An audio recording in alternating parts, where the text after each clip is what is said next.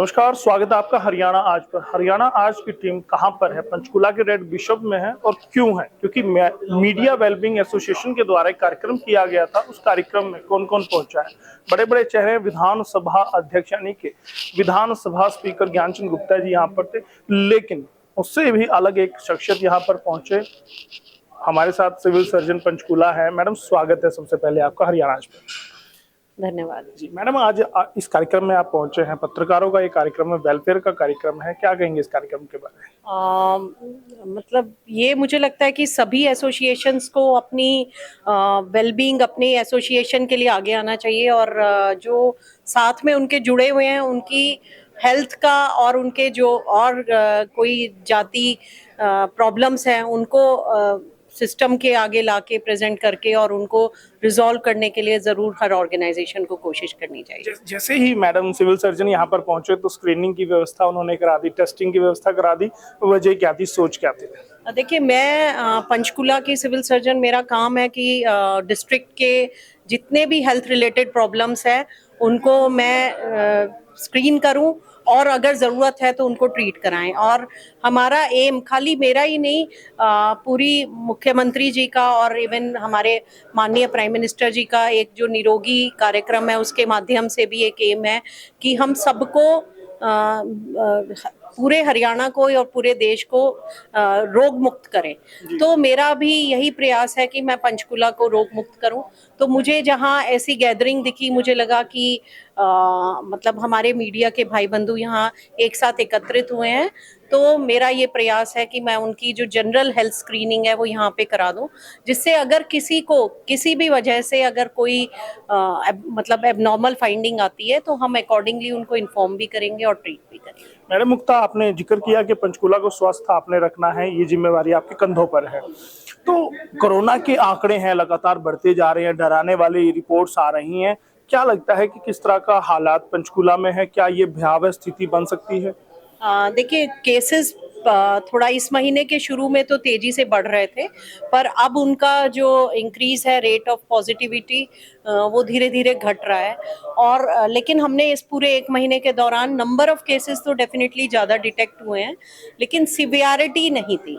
तो मतलब जो मोस्टली लोग थे वो सर्दी खांसी जुकाम और बुखार से ग्रस्त थे और 3 से 7 दिन में सब रिकवर भी कर रहे थे। तो कोई कोरोना को लेके आइसोलेटेड एडमिशन या किसी तरह की कोई डेथ रिपोर्ट नहीं हुई। उसके लिए हम लोगों को भी एक मतलब निश्चिंतता हुई कि हाँ, जैसे सेकेंड वेव में रहा उस तरह का क्रिटिकल अफेयर देखने को नहीं मिला।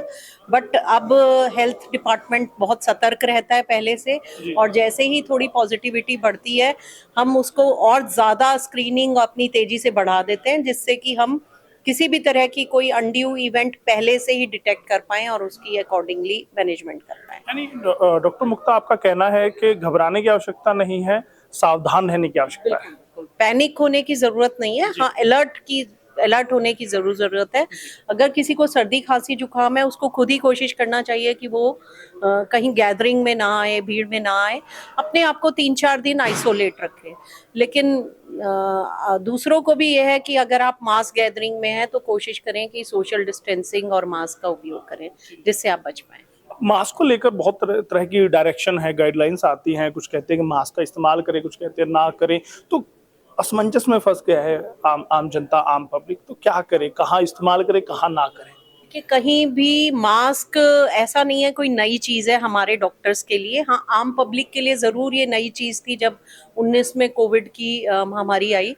बट हम लोग जैसे ओटी में जाते हैं, आईसीयूज में जाते हैं, तो मास्क को इसलिए इस्तेमाल करते हैं कि हमारे से पेशेंट को कोई इन्फेक्शन ना जाए, जो ऑलरेडी क्रिटिकल है, जिसकी इम्यूनिटी ऑलरेडी पुअर है, उसको हमारी जो एरोसोल्स के थ्रू इन्फेक्शन फैलता है वो ना हो, या अगर कोई ऑलरेडी सिक है उससे इन्फेक्शन हमें ना लगे अगर आईसीयू में कोई क्रिटिकल पेशेंट है। तो इस तरह का उपयोग पहले भी एक दूसरे के प्रति मतलब बैरियर बनाने के लिए पहले से यूज होता है।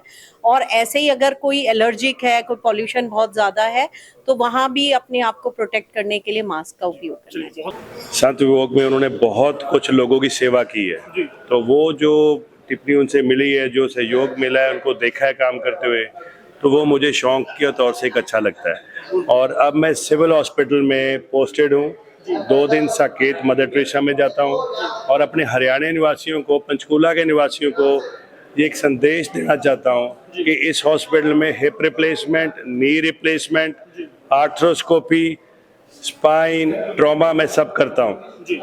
और मेरा निवेदन है सबको, अगर ये संदेश पहुंचे ताकि उनको पता लगे कि सिविल हॉस्पिटल की जो तरक्कियां कहाँ तक पहुंची हैं और इतने अच्छे केसेस कर रहे हैं, और जो हमारे मोदी साहब का जो एक आयुष्मान भारत की स्कीम है उसके तहत भी यहाँ पर केसेस हर रोज हो रहे हैं। चलिए डॉक्टर साहब, बहुत बहुत धन्यवाद हरियाणा से बात करने के लिए। Thank you. प्लीज आपको दिखा दूं कि सिविल हॉस्पिटल की टीम भी यहाँ पर पहुंची है।